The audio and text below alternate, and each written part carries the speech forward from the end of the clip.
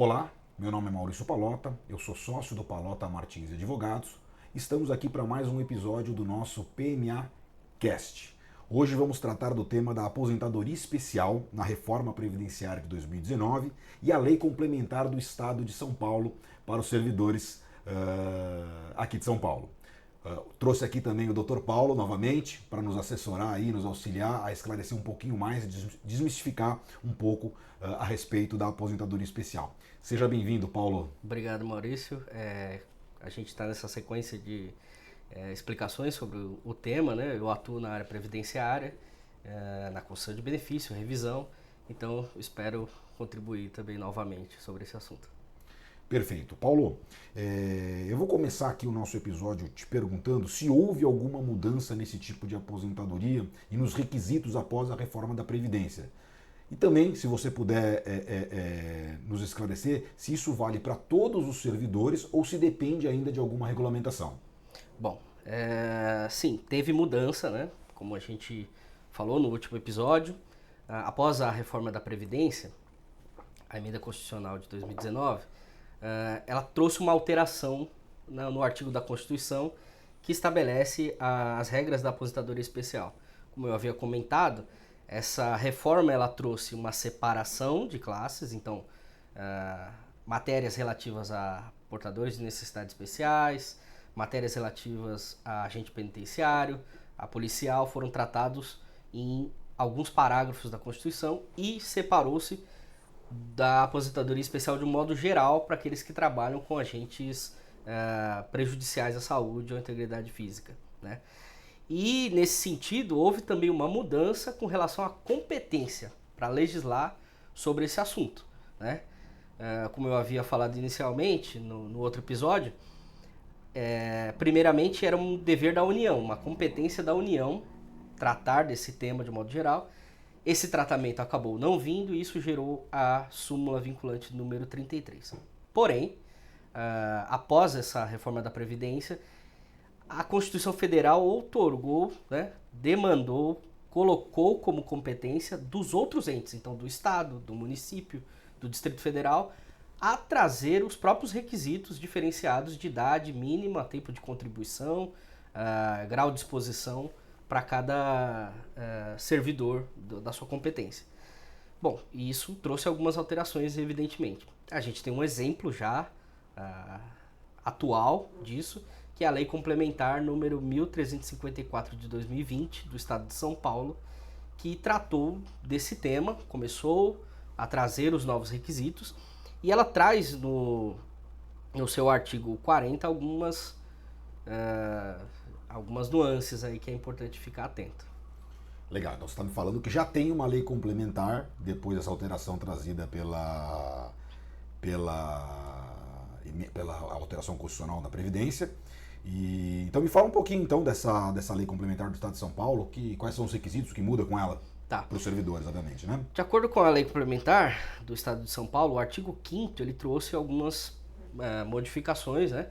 Então o que antes a gente seguia lá a regra geral, 180 contribuições, 15, 25, 20 ou 25 anos de tempo de contribuição, exposição, comprovação da exposição, agora tem uns requisitos a mais. Então, por exemplo, idade mínima, né? Prevê 60 anos de idade para o servidor na nova lei complementar, prevê que tem que ter necessariamente 25 anos de tempo de efetiva exposição, 10 anos de exercício da atividade, né, do cargo que ele ocupa como servidor, e pelo menos 5 anos no cargo efetivo em que pretende se aposentar.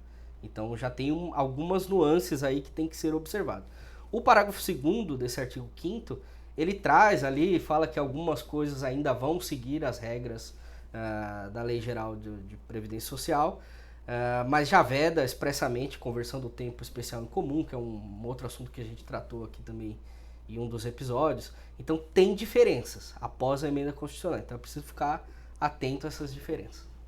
Legal, então mais uma vez a importância de você contar, né, com um advogado especialista, né, principalmente nessa parte de aposentadoria dos servidores, para não comer uma bola, né, eventualmente propor uma ação de forma equivocada, requerendo alguma coisa que não seja devida. Então, é uma série de análises que devem ser feitas, né? Primeiro, existe documentação que comprove que você está lá sujeito ao agente nocivo? 2, em que momento se deu essa sujeição ao agente nocivo? 3, quando que você cumpriu todos os requisitos para se aposentar especial? Se foi antes ou se foi depois da alteração prevista na reforma previdenciária? 4, se isso aconteceu antes ou depois da edição dessa legislação, por exemplo, aqui do Estado de São Paulo, e podem haver outras a depender da localidade onde o servidor está lotado. Legal, Paulo, você quer fazer mais alguma colocação a respeito do tema? Sim, essa é uma questão importante a gente pontuar aqui, o porquê que é preciso ter alguém que tenha um conhecimento técnico desse assunto. Porque, principalmente na questão do tempo, né, do período em que você cumpriu ou não os requisitos, é uma avaliação técnica de algumas normas que regulamentam o efeito de uma determinada lei, de uma determinada norma no tempo. Então, às vezes você acha que não tem os requisitos, mas observando a documentação, olhando aqueles requisitos que a gente falou, às vezes antes da reforma da Previdência você já tinha e não sabia. Tem muitos clientes que às vezes entram em contato e falam assim, eu acho que eu não tenho direito, mas depois você vai avaliar. E sim, existia o direito. Então, essa análise ela é importante porque a gente está preservando aqui 2 princípios importantes do direito previdenciário. Um constitucional, que é o direito adquirido, né?